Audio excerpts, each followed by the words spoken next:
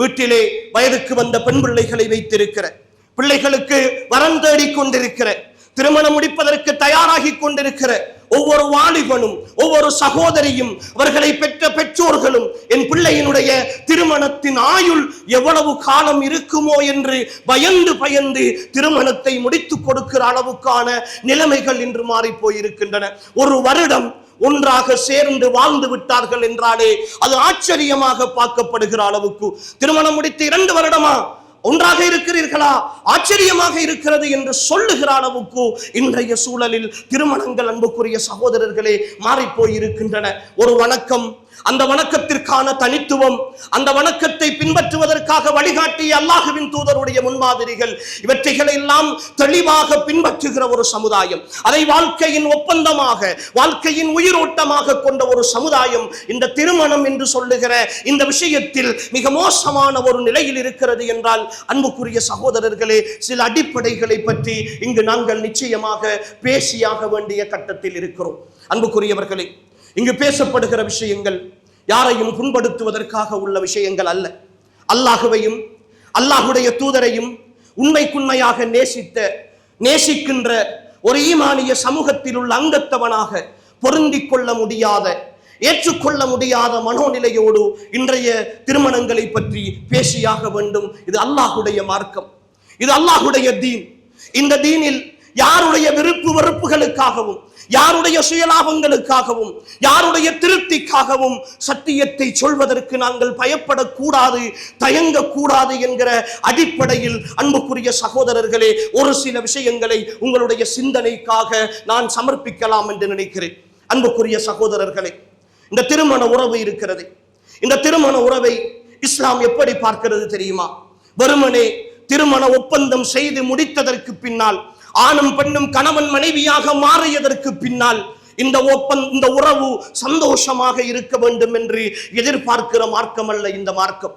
இந்த உறவை கட்டமைக்கிற பொழுதே, அதற்கான அடித்தளத்தை இடுகிற பொழுதே, அதற்கான சரியான தெரிவை வைக்கிற பொழுதே மிக அடிப்படையான ஒரு நிபந்தனையை இஸ்லாம் வருகிறது. பெருமானார் ஸல்லல்லாஹு அலைஹி வஸல்லம் அவர்கள் மிக அழகாக ரத்தின சுருக்கமாக சொன்னார்கள், துங்கஹுல் மர்அத்து லிஅர்பஇன், ஒரு பெண் 4 காரியங்களுக்காக திருமணம் முடிக்கப்படுகிறாள். அது ஆணுக்கும் பொருந்தும். 4 விடயங்களுக்காக திருமணம் முடிக்கப்படுகிறாள். 1 அவளுடைய அழகுக்காக, 2 அவளுடைய பரம்பரைக்காக, 3 அவளுடைய பொருளாதாரத்திற்காக, 4 அவளுடைய மார்க்கத்திற்காக என்று சொன்ன ரசூல் ஸல்லல்லாஹு அலைஹி வஸல்லம் அல்லாஹ்வின் தூதர் அவர்களுடைய செய்திகளில் பயன்படுத்துகிற வார்த்தைகள் இருக்கிறதே, ஜவாமிஉல் கலீம், ரத்தின சுருக்கமாக சொல்லுகிற வார்த்தைகள், 1000 அர்த்தங்கள் பொதிந்த வார்த்தைகள். ரசூலுல்லாஹ் இப்படி சொல்லிவிட்டு என்ன சொல்கிறார்கள் தெரியுமா? நீ மார்க்கமுள்ள ஒரு பெண்ணை திருமணம் முடித்துக் கொள் என்று ரசூலுல்லாஹ் சொல்லவில்லை. அந்த வசனம், அந்த ஹதீஸினுடைய வாசகம் எப்படி வருகிறது தெரியுமா? ஃபல்ஃபர் பிதாத்தித்தீன், ஃபல்ஃபர் பிதாத்தித்தீன், மார்க்கமுள்ள ஒரு பெண்ணை அடைந்து கொண்டு திருமணம் முடித்து நீ வெற்றி அடைந்து கொள் என்கிறார்கள் ரசூல் ஸல்லல்லாஹு அலைஹி வஸல்லம். மார்க்கம் என்கிற அந்த அடிப்படை அது சரியாக இடப்பட வேண்டும் என்பதில் ரசூல் ஸல்லல்லாஹு அலைஹி வஸல்லம் அவர்கள் சொல்லுகிற பொழுது, மார்க்கமுள்ள ஒரு பெண்ணை நீ தேடுதல் உன் திருமணத்திற்காக அல்ல, உன் வெற்றிக்காக என்கிறார்கள் ரசூல் ஸல்லல்லாஹு அலைஹி வஸல்லம். அன்புக்குரிய சகோதரர்களே, இன்றைய திருமணத்தின் தோல்விகள் இங்கிருந்து ஆரம்பிக்கின்றன.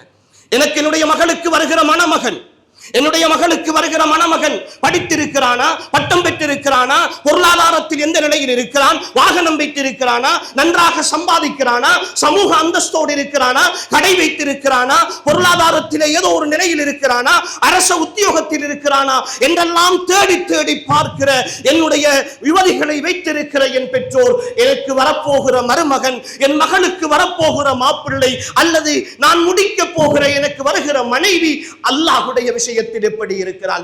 தொழுகையாளியாக இருக்கிறாளா? இபாதத்தோடு இருக்கிறாளா?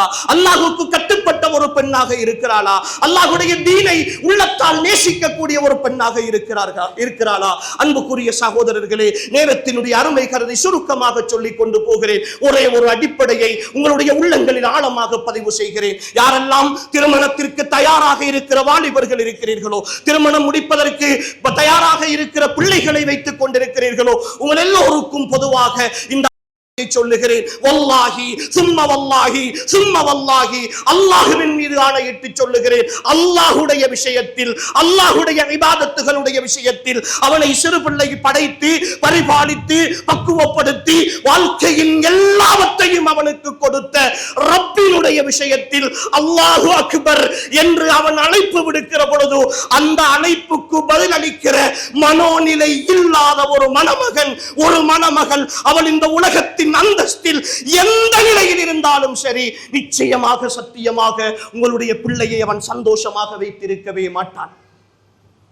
அல்லாஹ்வுக்கு நன்றி கெட்ட ஒருத்தன் நீங்கள் வளர்த்து கொடுக்கிற பிள்ளைக்கு நன்றியோடு இருப்பான் என்று எதிர்பார்க்கிறீர்களா? அல்லாஹ்வுக்கு நன்றி கெட்டவளாக வாழுகிற ஒரு பெண் நீங்கள் வளர்த்து கொடுத்த உங்களுடைய மகனுக்கு விசுவாசமாக இருப்பாள் என்று எதிர்பார்க்கிறீர்களா? எவ்வளவு பெரிய அறியாமை! இந்த அறியாமையினுடைய அடித்தளம் தான் அன்புக்குரிய சகோதரர்களே இன்றைய திருமணங்கள் கேள்விக்குறியிலே வந்து நிற்பதற்கு மிக பிரதானமான காரணம்.